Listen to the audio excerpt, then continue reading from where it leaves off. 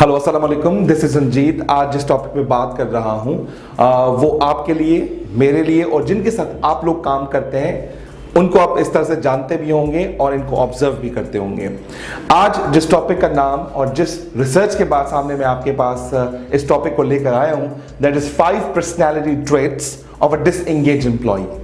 आपकी ऑर्गेनाइजेशन में बहुत सारे ऐसे एम्प्लॉयज हैं जो बड़ी मेहनत से काम करते हैं, लेकिन कुछ पुराने लोग हैं या फिर नए भी लोग हो सकते हैं। अचानक से कुछ उनके साथ ऐसे मामलात हुए, उनके साथ कोई प्रॉब्लम्स हुई, वो डिसएंगेज हो गए।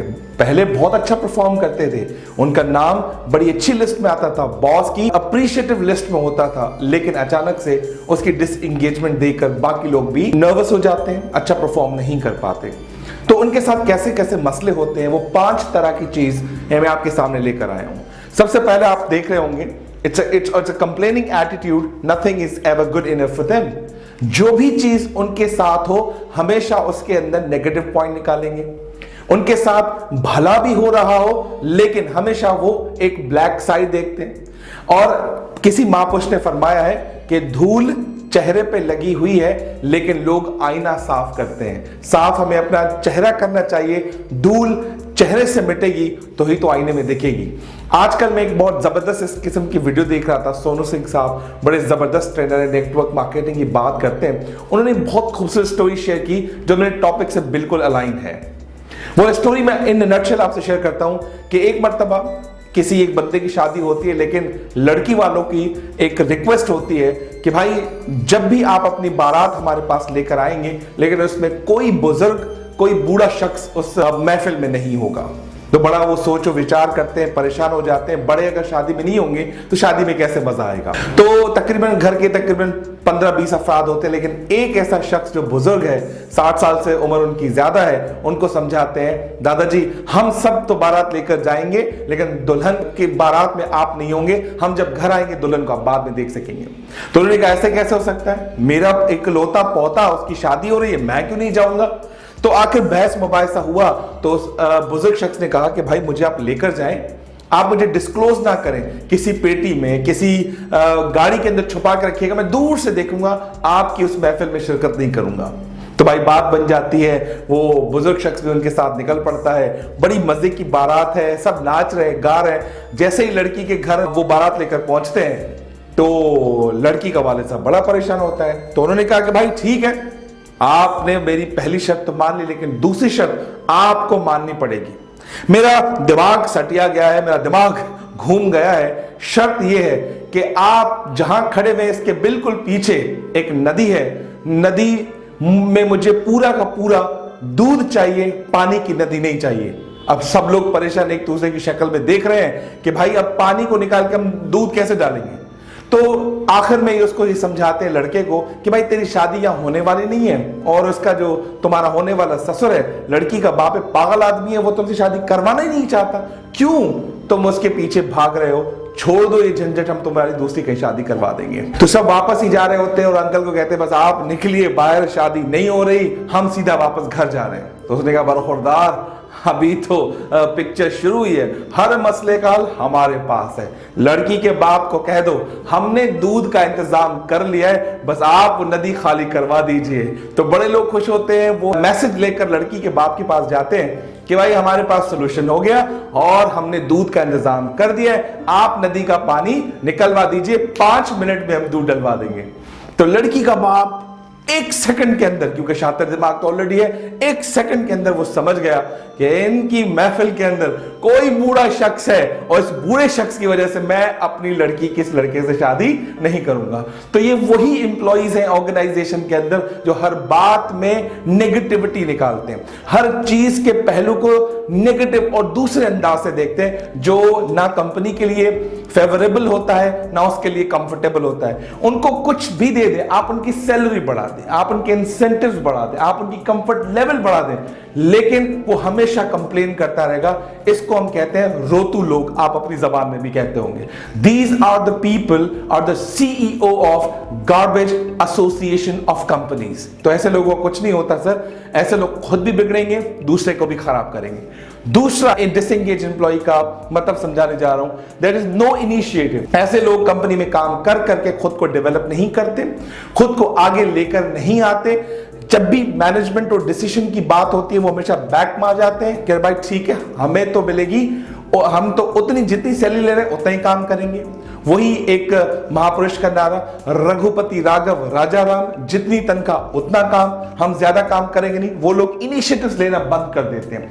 वो कहते हैं कि जब तक बॉस मुझे काम कहेगा नहीं या मैनेजमेंट मुझे काम कहेगी नहीं, मैं दूसरा काम स्टार्ट नहीं करूंगा। जब वो इनिशिएटिव लेना बंद कर देते हैं, उनकी ग्रोथ स्टॉप हो जाती है। जब उनकी ग्रोथ स्टॉप हो जाती है, जो उनके नीचे काम करने वाले लोग होते हैं वो बड़ी तेजी से ऊपर आते हैं और एक दिन ऐसा आता है उसी शख्स के वो बॉसेस बन जाते हैं। फिर कहते हैं कल का लड़का था, मैंने इसको खुद अपने हाथों से सिखाया, लेकिन आज वो मुझे बीट करके मुझे ऑर्डर्स दे रहा है कि मुझे क्या काम करना चाहिए। इस तरह का बिहेवियर उनके सामने मुंह से निकलना शुरू हो जाता है। ये इनिशिएटिव नहीं लेते और अपना काम जो सही अंदाज से नहीं करते तो थर्ड लेवल में जाके गिरते हैं, दैट इज इररिस्पांसिबिलिटी।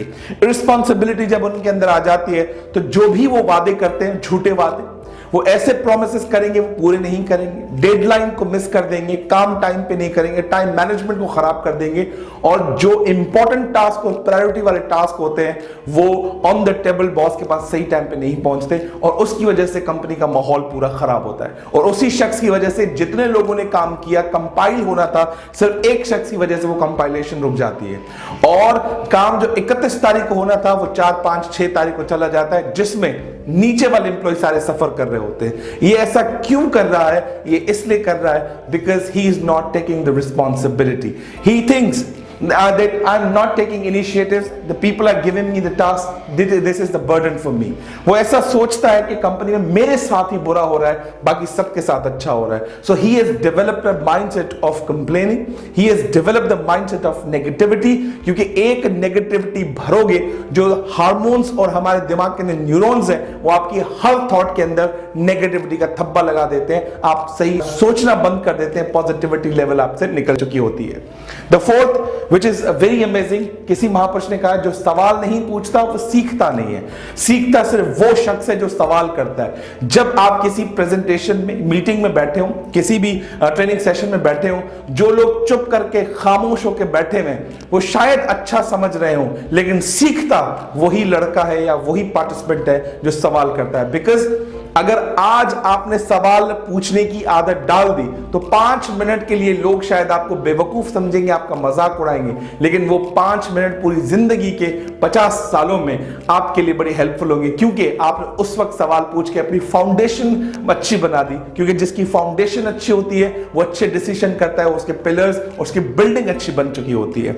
और वो इस तरह के लोग जो कंप्लेनिंग एटीट्यूड वाले लोग हैं वो कभी सवाल नहीं करते कि वो सीखना ही नहीं चाहते, क्योंकि उनको लगता है We are the most powerful employees of the organization। हमें सब कुछ आता है, हमने 20 साल काम किया है, हमें हर चीज का पता है, मार्केट इनसाइट्स क्या है, कंपटीशन क्या है, प्राइसिंग स्ट्रेटजी क्या है, क्लाइंट की क्या रिक्वायरमेंट्स है, कंज्यूमर बिहेवियर क्या है, टेक्नोलॉजी कैसे काम करते हैं, मुझे सब कुछ पता है। लेकिन जिस आदमी ने आपको ये कहा मुझे सब पता है, बर्बादी उसने वहीं से शुरू कर दी, जवाल खुद का उसने वहीं से शुरू कर दिया और ये ऐसा गार्बेज है जो आपको भी गार्बेज बना के छोड़ेगा। ये ऐसे लोग हैं जो गीगो प्रिंसिपल को अप्लाई करते हैं, the garbage in garbage out, क्योंकि उसने कह दिया मुझे सब कुछ आता है। It means he is signaling you, he is giving you signal that he is the worst employee of the organization। Don't trust these kind of people।